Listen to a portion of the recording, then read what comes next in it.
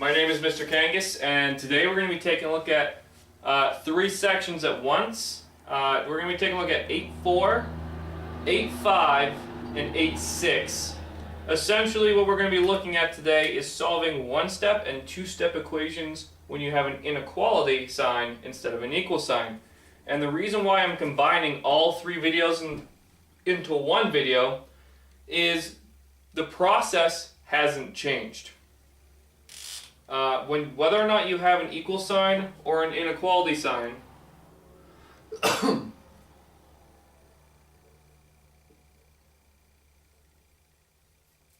okay.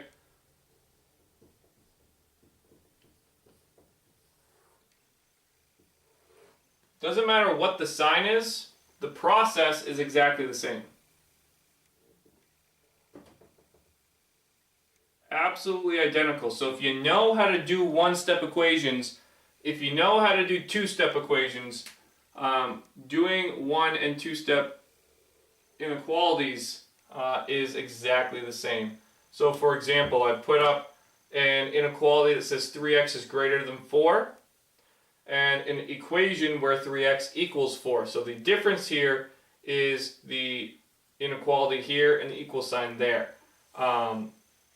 And really the key difference here to take away from this is not anything procedural. The process is exactly the same on both of these.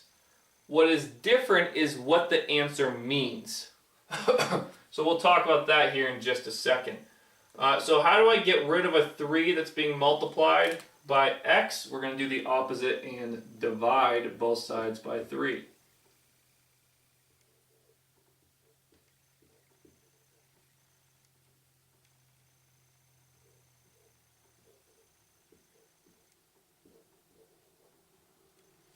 Okay, so I divided both sides by 3, found out that x is greater than 4/3, or if you wanted the decimal answer, 1.3 repeating. Okay, so x is greater than 1.3 repeating, 1 1/3, 4/3, however you want to word it. Same exact process over here. I want to get rid of that 3 that's being multiplied. I'm dividing both sides by 3. Okay. And so this time x equals 4/3. So the only difference here between these two problems is that instead of getting an answer where x is equal to something, now x is greater than something. So that means there are multiple answers to this problem. X in this inequality could be any number bigger than 1 1/3 or 1.333.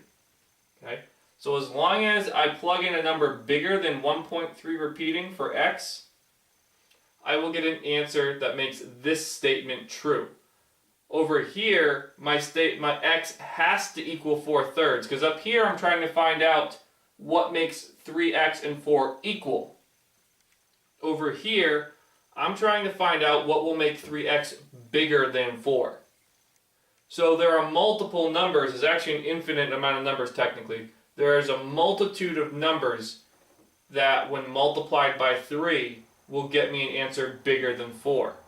There's only one number that I can multiply 3 by to get me exactly 4 for an answer. So that's the only difference. The process is exactly the same.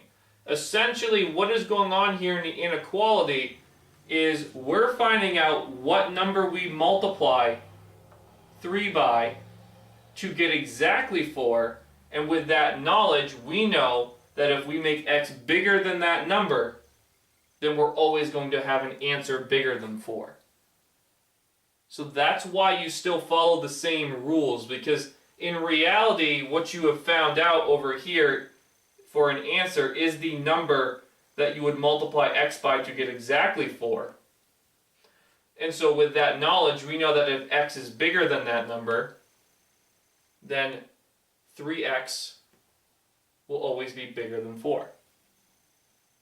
So if there are any questions on that, please, you can ask, pause the video, or rewind and watch again. Again, the process doesn't change. One or two-step equations, multi-step equations, the process does not change. It's only what your answer is implying that changes. So again, over here with the inequality, it's telling me that any number bigger than 4/3 is true for this inequality, because this inequality wants to know what numbers can I plug in for x that will get me an answer bigger than 4. Over here, again, the process was the same as over here.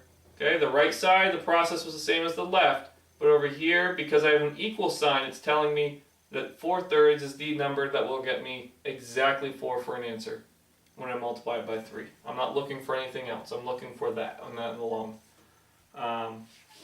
So I'm not going to do an example that has a two-step equation in it or that has addition or subtraction in it, because again, it's exactly the same as 1 and 2-step equations that you've seen in chapters 3, 5, and earlier in chapter 8.